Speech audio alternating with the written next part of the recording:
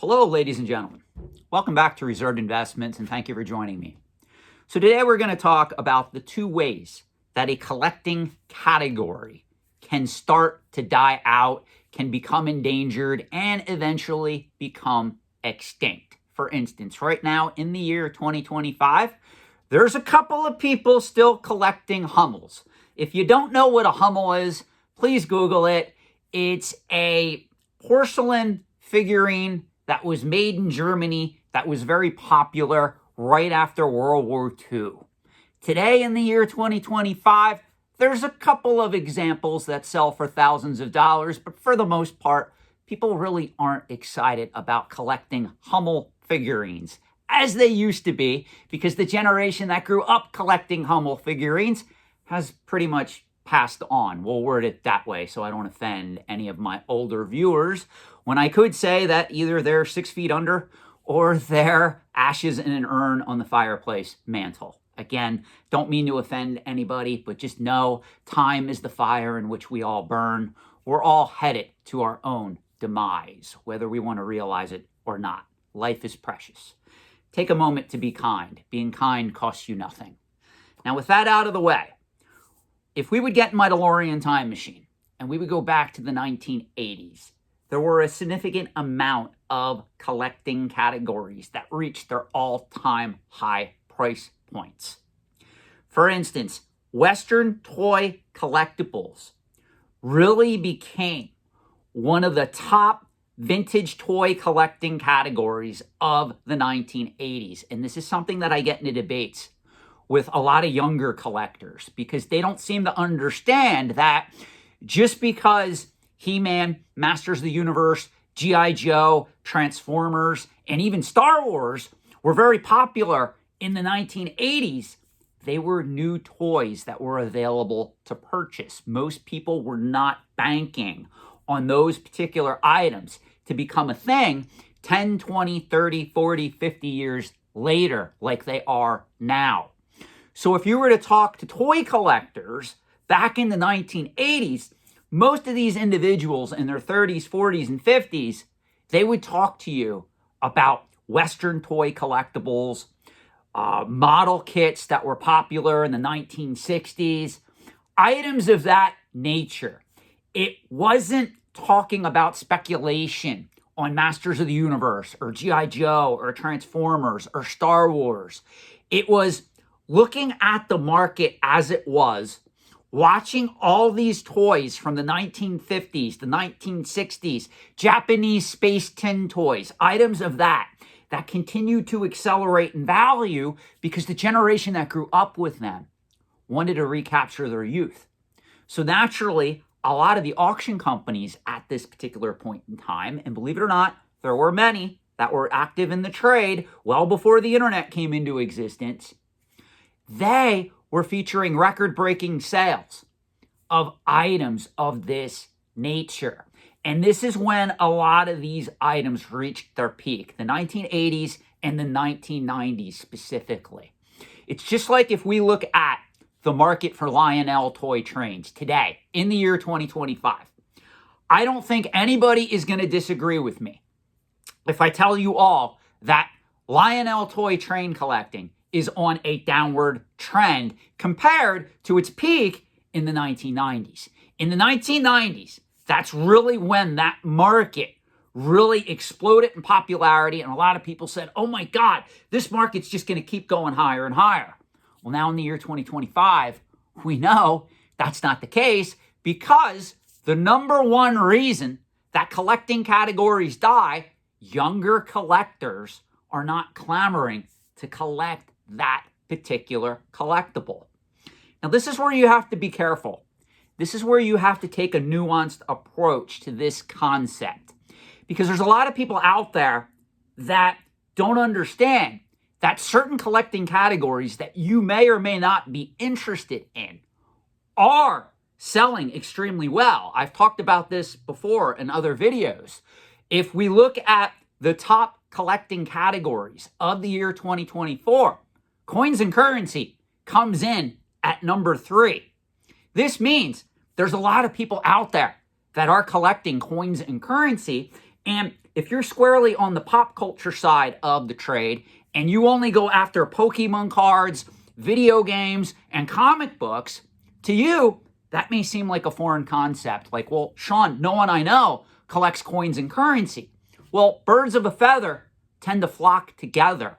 So it could be that perhaps you just don't know anybody that collects coins and currency. But if you do an analysis of that market's very strong. The same thing can be said for the market for art. Now, right now, with a lot of uncertainty in the economy, the art market in particular goes through boom and busts cycles, more so than almost every other collecting category. Now, maybe I shouldn't say that. I don't know. If we look at other collecting categories, they too go through boom and bust cycles.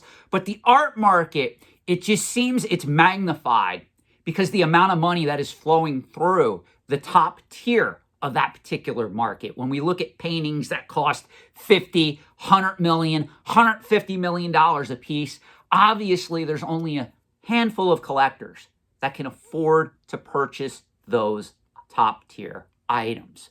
But it doesn't mean that no one collects art. Obviously, art is one of the backbones of the antiques and collectibles trade. As a matter of fact, I implore you, go read any publications on antiques and collectibles, whether it's the publication that I write for, Antiques and Auction News, whether it's the Main Antique Digest, whatever you want to read. If you scroll through or you read through that publication, I guarantee you, you're always going to come across notable articles, sales histories on expensive paintings. Because again, that is one of the backbones of the antiques and collectibles trade. Now, it's a very interesting transition when the younger generations do not catch on to a popular collecting category that is coveted by older generations. And this is when a market starts to transition. This is when a market goes from a period of complete speculative euphoria, there's a drop-off, then it starts to become endangered as fewer and fewer collectors transition to that market. Here's a case study. If you really want me to do a simple experiment with you all, let me know in the comment section how many of you collect Lionel toy trains, Pez dispensers, Western toy collectibles, and or we can probably add model kits. How many of you collect any of those collecting categories at present time? I would even extend it a step further and ask, how many of you collect Japanese tin space toys or robots from the 1950s and 1960s? I guarantee it is a very small fractional amount of my audience compared to those of you that collect video games, comic books, Pokemon cards, rare coins, vintage toys, currency, and the like. That's why the only constant in the antiques and collectibles trade is change. These markets are always changing and evolving. That's why I tell you there's so much risk in these markets that the average Timmy, Kimmy, and Poindexter just doesn't understand. If you're growing up right now, you're probably looking at Pokemon cards going, hey, this is a bona fide investment. And to be fair, arguments can be made that yes, younger generations are going to flock and want to collect Pokemon cards. That doesn't necessarily mean it's a good investment. The market's going to determine that 10 to 20 years from now. But what it does mean is most likely Pokemon isn't going to die out anytime soon. There's not a risk right now that we can see where that market is going to become endangered. So to sum up, the number one reason why collecting markets die, it is simply because younger generations no longer covet the popular collectibles that their parents and grandparents coveted. This is one of the many reasons, well, it's a little bit more complex than this, but it's one of the many reasons why stamp collecting, at least in the United States, isn't a popular collecting category, whereas coins and currency are. Younger generations flock to collecting coins and currency, where they were less interested in learning the history of stamps. So that's why that market is where it's at right now in the state of the antiques and collectibles trade. And spoiler alert, if you're not aware of this, stamps are pretty much, I'm not going to say that they're a dying collecting category, but they're no longer as prominent as they once were if we go back 20, 30, 40 years into the past. Now, the second way a collecting category can start to die or become endangered is due to the cannibalization of collecting markets. Now, this may seem like an abstract concept, so I'm going to break this down very simply. Let's say that Timmy S. Poindexter Jr., he has $10,000 a year to spend on his favorite collecting categories. And right now in the year 2025, he allocates $5,000 of that collecting budget to vintage comic books, and he allocates the other $5,000 of that budget to Pokemon cards. And he's sitting here and he's looking at the market and he goes, you know what? I've done enough with comic books. I want to dedicate the full $10,000 budget I have to collectibles to Pokemon cards going forward. Well, that $5,000 that he was spending on vintage comic books every year, whether he was just buying one major key or maybe he was buying two $2,500 issues, however he was doing that money now is being devoted to Pokemon cards, and he's no longer taking an active collecting interest in comic books. If enough people do that, it causes the market, in this case vintage comic books, to start to fall in popularity, in market cap, and in value because people are pulling away from that particular collecting category. Most collectors, even high-profile investors like myself, we have a set budget to allocate to certain collecting categories. So if you're like me and you're doing this more as an investment, and you also have, of course, an emotional attachment to these items, you will look at certain markets and you'll go, you know what? I've poured X number of dollars into this market over the last few years. I want to take a wait and see attitude with this market going forward. Well, if enough people pull back into buying items in that proverbial collecting category, obviously this is basic economics, guys. What happens? Demand drops, supply increases, and what happens to the price? The prices fall. And that's why right now you're seeing a pullback in graded video games and also graded vintage comic books at present time because people like me are like, well, gee, I want to see what this market does. You know, if you're sitting on a collection of like $100,000 worth of vintage comic books, right now you can afford to pull back a little and say, okay, this market, a lot of uncertainty in this market right now. We're in a transition point. I mean, if you look at what's happening with the Marvel Cinematic Universe, if you go on any like collecting forum or Facebook group, you're going to see there's a lot of high profile collectors that are selling graded key books under current market value because they just want to clear them out. And this is kind of an after effect of what we went through during the pandemic with all that free money that was sloshing around the collectibles market where people were paying a premium for a lot of these books. Well, now they're looking at the market, they're seeing the after effect, and a lot of these same individuals, if they got free government money and they put it in comic books, even if the market fell 20, 30, 40%, it was free money to them. So all they're doing is, yeah, they're technically selling the book at a loss, but if the government paid for the book and they don't have to pay that money back, it's still free money to them. So as long as they can get past taking a significant loss on that item, they can allocate that capital elsewhere and potentially, down the line, create a higher return for themselves rather than leaving it in comic books. So this is the second way collecting categories die out. And it doesn't even really have to be this complex. You know, if we get in my DeLorean time machine and we go back just 25 years from today, back to the year 2000, Pokemon cards weren't seen as a realistic investment, meaning there wasn't the frenzy of third-party grading. There wasn't auction houses like Hakes, like Heritage Auctions catering to this market. So back then, Pokemon cards as an investment opportunity weren't on most investors' radar. Today it is. Same thing's true with graded video games. Now, you all know my opinion on how the graded video game boom started. It was through, let's word it this way, inorganic means, okay?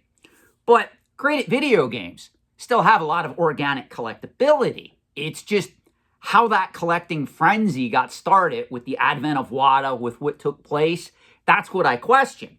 But overall, video games are here to stay as a collectible. Well, if somebody was allocating capital to vintage comic books or even rare coins, and maybe now they want to venture in to the video game scene, guess what? Collectors and investors only have so much money to work with. That capital has to come from somewhere else. And usually it's another collecting category that suffers. Now, obviously, if only a handful of collectors decide, hey, we're no longer going to collect vintage comic books, we're going all in on Pokemon cards and graded video games, guess what? The collecting category of vintage comic books isn't going to suffer that much. If enough collectors do that, though, you could affect the market tremendously. And this is how collecting categories can die. So remember, in a nutshell, the two ways that collecting markets can die is either collectors age out and younger collectors are not interested in those same collectibles that their parents and grandparents were, or the cannibalization of collecting markets. Little Timmy only has $10,000 a year to play with.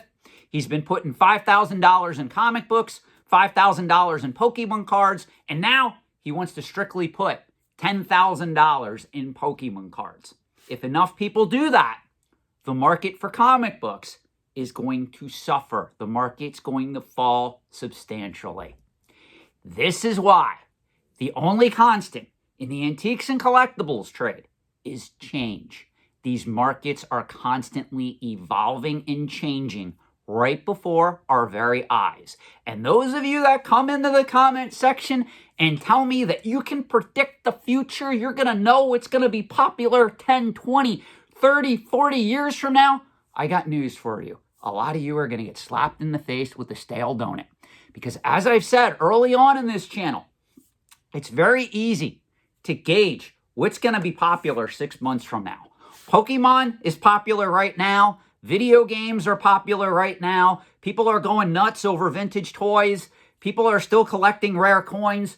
All that stuff is most likely going to be trending fairly high 6 months from now.